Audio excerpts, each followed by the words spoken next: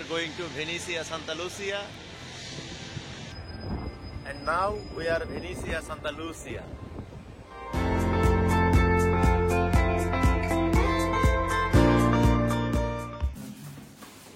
Hello, আসসালামু আলাইকুম।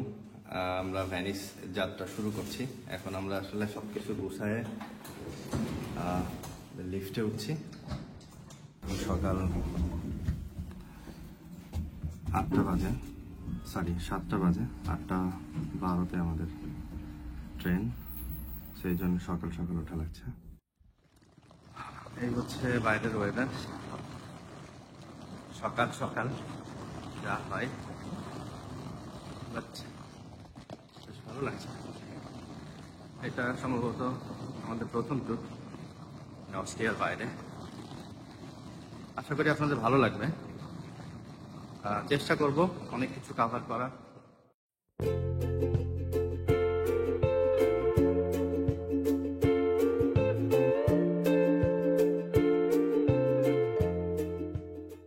এখন আমরা ট্রেন স্টেশনে বসে আছি।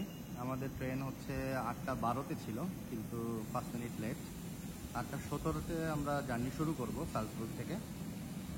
বাই দ্য ওয়ে, আমি বলে রাখি, আমরা ট্রেনে যাচ্ছি সালজবুর্গ থেকে, এবং আমাদের জনপ্রতি আমরা 2 মাস আগে টিকিট কেটেছিলাম। 26 ইউরো প্লাস সিট বুকিং দিয়েছি, সব মিলে আমাদের 30 ইউরোর কাছাকাছি খরচ হয়েছে। আর আমরা প্রথমে এখান থেকে যাব হচ্ছে ভিলাস, মানে সালজবুর্গ থেকে ডিরেক্ট ট্রেনে ভিলাস যাব। সেখানে আমাদের খুব স্বল্প সময়ের ট্রানজিট, 5 মিনিটের ট্রানজিট। জানি না, এটা খুব টাফ হবে হয়তো। দেন আমরা ওখান থেকে আরেকটা ট্রেন নিব এবং ইতালিতে, মানে ভ্যানিসে পৌঁছাবো সম্ভবত 2 বা এরকম একটা সময়। আমরা চেষ্টা করব আমাদের ট্যুরের যত খরচ হচ্ছে সেটা আপনাদের সাথে শেয়ার করতে, কারণ আমি নিজেও এই ট্যুরটা দেওয়ার আগে অনেকগুলো ভিডিও দেখার চেষ্টা করছি, কিন্তু খরচের ব্যাপারটা আসলে ক্লিয়ার করে বলা থাকে না। তো আপনারা ইউরোপের যে সিটিতে আসেন না কেন, সেই সিটি থেকে ভ্যানিস যাওয়া পর্যন্ত খরচটা আপনাদের মতো হিসাব করবেন। তারপরের হিসাবটা আশা করি আমরা কাভার করতে পারবো। থাকা হোক বা কিভাবে ঘুরবেন, ঘোরার জন্য কেমন খরচ হয়, বা ওখানে আসলে খাবার দাবারের খরচ কেমন হয়, সব কিছু মিলে চেষ্টা করব একটা ট্যুরের হিসাব প্রদান করার। তো সেইটা আপনাদের একটু কাজে লাগবে, আমি যতটুকু বিশ্বাস করি। আর আরও ব্যাপার হচ্ছে যে কিভাবে ঘুরবেন এবং কতদিনের প্ল্যান করা যেতে পারে, আমাদের প্ল্যানটা কি, সেগুলোও ধীরে ধীরে শেয়ার করব। আমাদের সাথে থাকবেন। আশা করি ভ্যানিস ট্যুর নিয়ে একটা ফুল গাইডলাইন পাবেন। যারা অস্ট্রিয়াতে আসছেন বা আমার ভিডিও যারা বিভিন্ন দেশ থেকে দেখেন, তাদের যদি স্বপ্ন থেকে থাকে আমার মতো যে ভ্যানিসে ঘুরবেন, মানে আমি বাংলাদেশে বরিশালে থাকতাম, বরিশালকে বাংলার ভ্যানিস বলা হয়, আপনারা অনেকেই জানেন। তো সেখান থেকে একটা ইচ্ছা ছিল, তো এখন তো সেই সুযোগটা হয়েছে যাওয়ার। তো আশা করি এই ইনফরমেশনগুলো আপনাদেরও সহযোগিতা করবে ভ্যানিস ট্যুর দেওয়ার ক্ষেত্রে।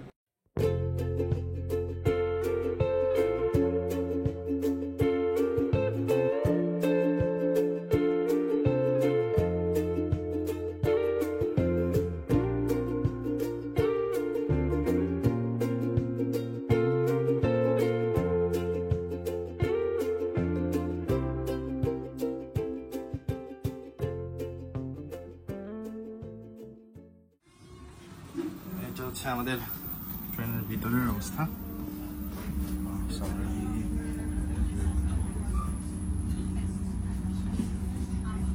এইটা হচ্ছে আমাদের ট্রেন ছেড়ে দিল, বেশ সুন্দর একটা ব্যবস্থা করে দিছে 6 জনের জন্য ফুললি, খুব সুন্দর বসার ব্যবস্থা করে দিচ্ছে। সাথে লাগেজ রাখার ব্যবস্থা আছে, যা থাকে আর কি, কমফোর্টেবল বসার জায়গা বা অন্যান্য কিছু।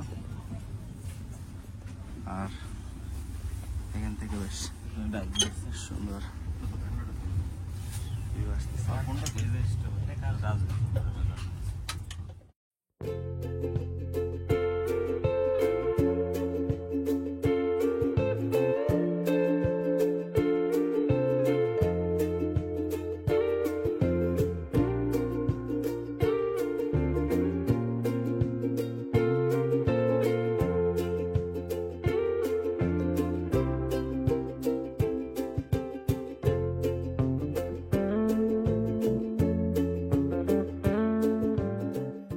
আমরা এগিয়ে চলেছি সবুজে মোড়ানো পাহাড়ের মাঝ দিয়ে, যেখানে প্রকৃতি তার অপার সৌন্দর্য বিলিয়ে দিয়েছে। কোথাও পাহাড় নেমে এসেছে লোকালয়ের কোলে, আবার কোথাও ঝর্ণা পাহাড় চিরে নেমে এসেছে আপন ছন্দে। এই পাহাড়, সবুজ, লোকালয়, ঝর্ণা কিংবা নদী যেন প্রকৃতির নিখুঁত সৌন্দর্যের উদাহরণ।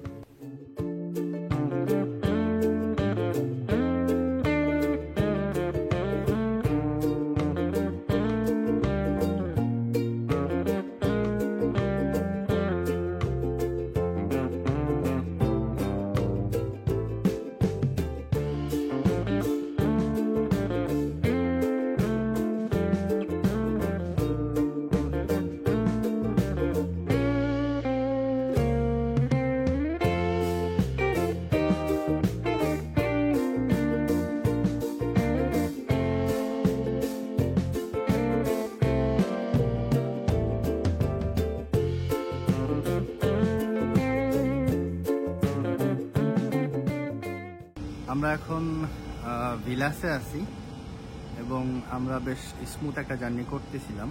সালজবার্গ থেকে সঠিক সময়ে ছেড়ে এসে এখানে একদম রাইট টাইমে এসে পৌঁছেছিলাম। ট্রেনে উঠছিলাম। আমার পিছনে যে ট্রেনটা দেখছেন এইটাতেই আমাদের ভেনিস যাওয়ার কথা। তো এটা সাম টেকনিক্যাল প্রবলেমের কারণে ওরা লেট করছে। আমাদের প্রায় 11টার কাছাকাছি একটা জার্নি হওয়ার কথা ছিল, সেইটা ওরা প্রথমে 1:52 কথা বলল, এখন আরও একটু কমায় নিয়ে আসছে 1:20-এ। শুরুতে আসলে আমাদের যে প্ল্যান ছিল আজকে ভেনিসে যে কিছু অ্যাক্টিভিটিসের প্ল্যান ছিল, সেটা হয়তো হবে না। চেষ্টা করব আমরা। এখন ওয়েট করা ছাড়া আর কোনো অপশন নেই। দেখা যাক কি অবস্থা হয়। আমরা ভিলাসে ওয়েট করতেছি। এমনিতে ওয়েদার খুব সুন্দর। ওয়েদার সালজবার্গে যেরকম ছিল খুব খারাপ অবস্থায় ছিল, এখন আলহামদুলিল্লাহ ওয়েদার খুব চমৎকার। আমরা সুন্দর বিউটিফুল কিছু ভিউ দেখতে দেখতে এখানে পৌঁছে গেছি। এখন দেখি সামনে কি অবস্থা হয়। আমরা ওয়েট করছি জাস্ট জানানোর জন্য যে মাঝে মাঝে এরকম আনএক্সপেক্টেড সিচুয়েশন ফেস করতে হয়, কিছু করার নেই, যেহেতু টেকনিক্যাল প্রবলেম। সো তারা আমাদেরকে জানাবে যদি একটু দ্রুত সম্ভব হয়। আমরা কথা বলেছিলাম। অবশেষে আমাদের নেক্সট ট্রেন, যেটা ভিলাস থেকে সান্তা লুসিয়া ভেনিসে যাবে, সেই ট্রেনে আমরা উঠলাম। এবং এই ট্রেনটা মূলত ভিয়েনা থেকে আসছে। আমাদের একটা ছোট্ট লোকাল ট্রেন টাইপের ট্রেন দেওয়ার কথা ছিল, কিন্তু সেই ট্রেনটাই সামহাও টেকনিক্যাল প্রবলেমের কারণে আমরা সেটাই যেতে পারি নাই। তবে এখন আমরা একটা ভালো ট্রেনে, বেশ সুন্দর, দেখতেই পাচ্ছেন। আমি নতুন করে কিছু না বলি, আমার বিশ্বাস আমার পেছনের ভিউগুলো দেখলে আপনারা বিষয়গুলো ক্লিয়ার হয়ে যাবেন। এত সুন্দর ওয়েদার এবং পাহাড়, তার মাঝখান দিয়ে আমরা এখন ভেনিসের পথে যাচ্ছি। পুরা জার্নিটাতে আমরা মাঝখানে 2 ঘন্টা বেশ কি বলবো, খারাপ সময় বলবো কিনা ভালো সময় বলবো জানি না, ভালো এক্সপিরিয়েন্স হয়েছে। আমরা ভিলাসটাও একটু ঘুরে দেখার চেষ্টা করছি, তো সেটা কাভার আপ করতে পারি নাই, কারণ আমরা নিজেরাও একটু ফ্রাস্ট্রেটেড ছিলাম যে হঠাৎ করে ট্রেনটা রিশিডিউল হওয়ার কারণে। যাই হোক, আমরা সময়টাকে এনজয় করার চেষ্টা করেছি। এখন আমরা ট্রেনে উঠেছি। তো ট্রেনটা আসলে কীরকম হয়, অনেকের কোশ্চেন থাকে যে আসলে ট্রেন কীরকম, এখানে ট্রেনের সিস্টেমগুলো কীরকম, এগুলো জানতে চান। আমি চেষ্টা করব সেগুলো একটু শর্টে দেখানোর জন্য। চলেন আমরা ট্রেনটা একটু দেখে আসি। এই হচ্ছে ট্রেনের এন্ট্রি গেট, এটা দিয়ে উঠতে হয়।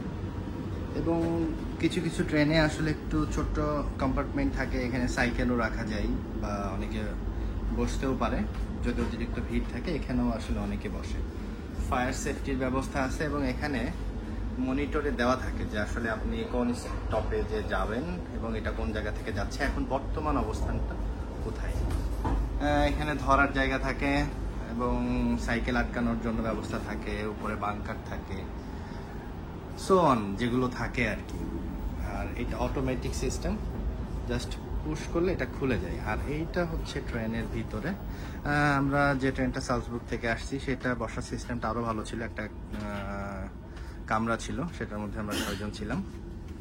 তো সিটের ব্যাপারগুলো হচ্ছে এরকম, এবং প্রত্যেকটার সাথেই ম্যাগাজিন দেওয়া আছে ওবিবির, চাইলে সময় কাটাতে পারবে। এবং এখানেও আসলে যাত্রীদের জন্য যাতে ইনস্ট্রাকশন সব ক্লিয়ারলি দেখা যায় সেটা মনিটর থাকে।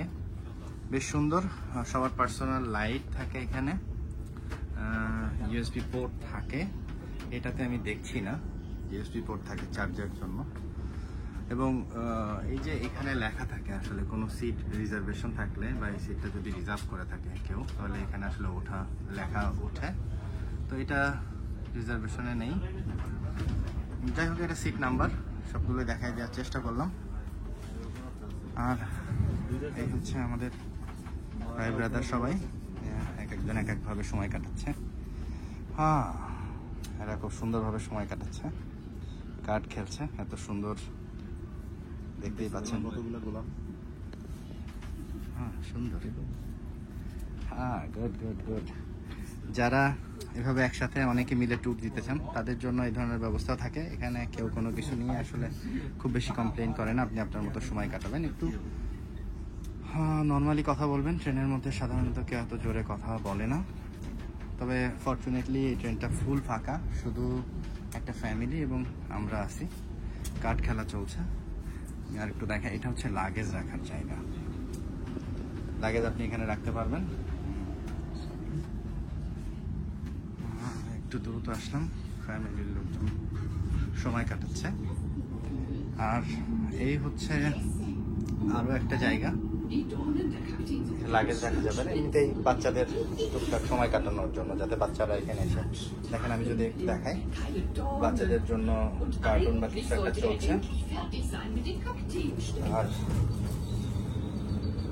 এইটা হচ্ছে টয়লেট। টয়লেটটা আসলে দেখানোর খুব বেশি প্রয়োজন বোধ করছি না, টয়লেট অনেক ক্লিন থাকে। আর এখানেও আসলে স্পেস থাকে, যদি কারোর বাচ্চা ক্যারি করেন তো বাচ্চা ক্যারি করার যে এটা থাকে সেটা এখানে রাখতে পারবেন। এই তো, এটা হচ্ছে ডাস্টবিন।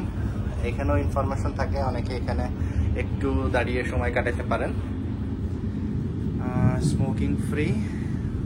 এই হচ্ছে টোটাল একটা ট্রেনের অবস্থা।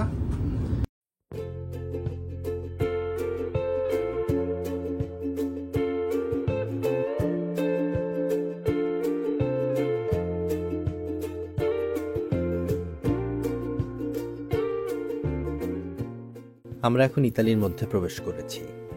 সমতল ভূমি আর বিস্তীর্ণ আবাদি জমি দেখেই তা স্পষ্ট বোঝা যাচ্ছে আশা করি।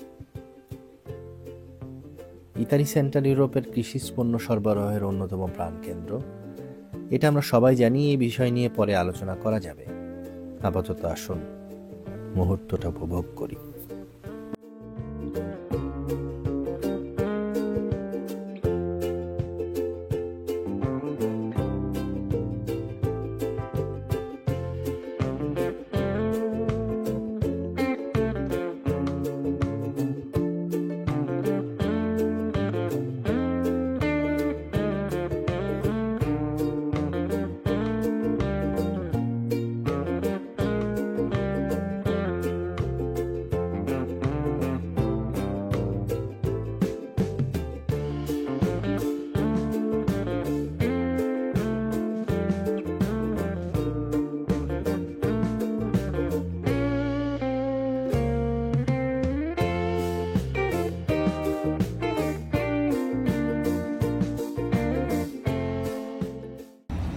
আমরা এখন মেস্ত্রে ট্রেন স্টেশনে এসে পৌঁছালাম। এই ট্রেনটাতে আমরা আসলাম শেষ পর্যন্ত, এবং এই জার্নিটাও বেশ ভালো ছিল।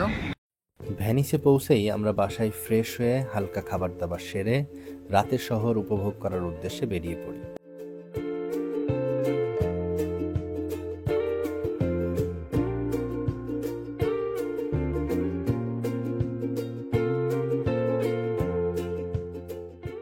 আমাদের সাথে বেশ কয়েকজন সনাতন ধর্মাবলম্বী ভাইয়েরা ছিলেন।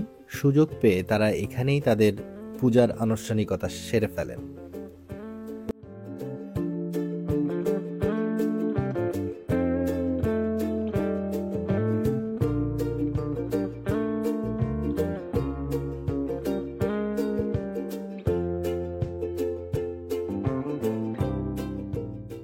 আজকে এখানেই শেষ করছি, তবে চিন্তা নেই, পরের ভিডিওগুলোতে আরও অনেক কিছু অপেক্ষা করছে। ততদিনে ভালো থাকবেন, সুস্থ থাকবেন, আমাদের জন্য দোয়া করবেন। ধন্যবাদ।